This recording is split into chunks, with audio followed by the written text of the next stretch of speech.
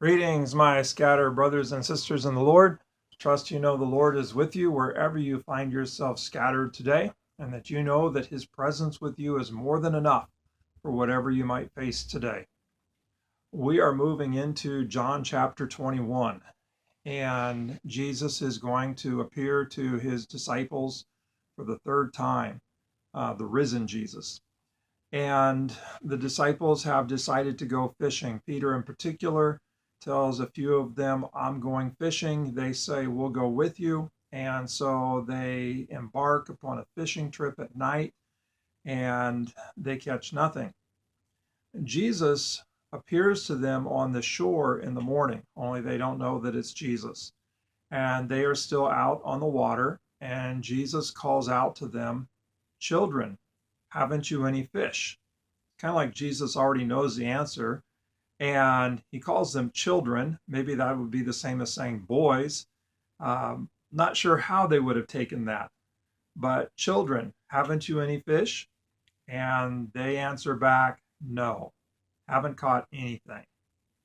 And then Jesus tells them to cast their net on the other side of the boat, on the right side of the boat, and that they will catch.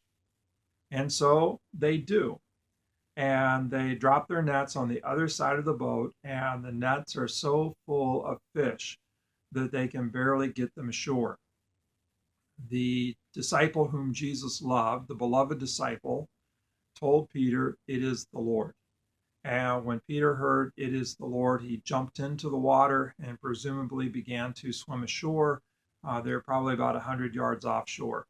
Meanwhile, the other disciples, they're dragging the net, they're rowing the boat, they're bringing it all towards the shore.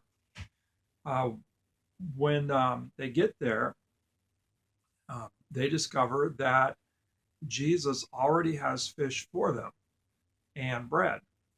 But Jesus says, bring some of your fish. And so Peter helps them bring it all ashore, bring the catch ashore. And we get the word that there was 153 large fish, but the net was not torn. And then they have breakfast with Jesus.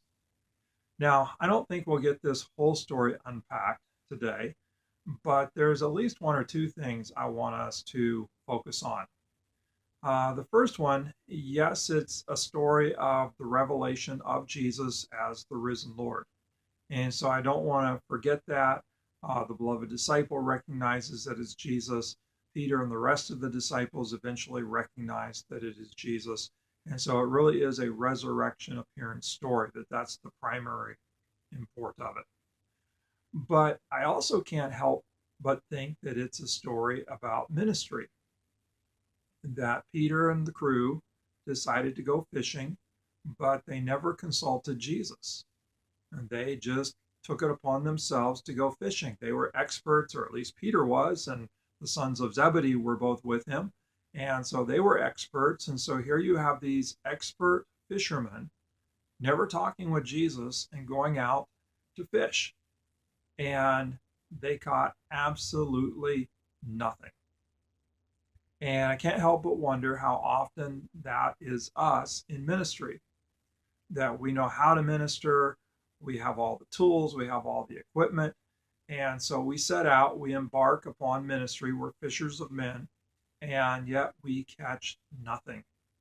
And I wonder if it's for the same reason that they caught nothing, that they were doing it independent of Jesus. They hadn't sought him, they weren't listening to him, they were off on their own fishing. And again, I can't help but wonder, how often does that happen with us today? Whether it's pastors, whether it's lay people, churches, but we have the technology, we have the tools, we have the sociology, we have the strategies. So we go fishing, and yet we're really not catching a thing. And Jesus hollers out to them, maybe he hollers the same thing to us. Children, haven't you any fish? And like them, we answer no. And then Jesus says, okay, well, cast your net on the right side of the boat. And they do. And, they got more fish than they can haul in, basically. They listened to Jesus. I mean, that's the only thing that changed. is they listened to Jesus. And in doing so, their nets were full. And again, I can't help but think maybe that's the key to actually fishing for people. That it's not about the technology, it's not about the strategy, it's not about the sociology. It's about listening to Jesus, casting our nets where Jesus calls us to cast them, giving heed to his voice instead of simply our expertise. So, wherever you find yourself scattered today, wherever you find yourself fishing today, listen to Jesus. It's not about our expertise, it's about listening and following his instructions. God bless. Have a great day and fish with your ears towards Jesus.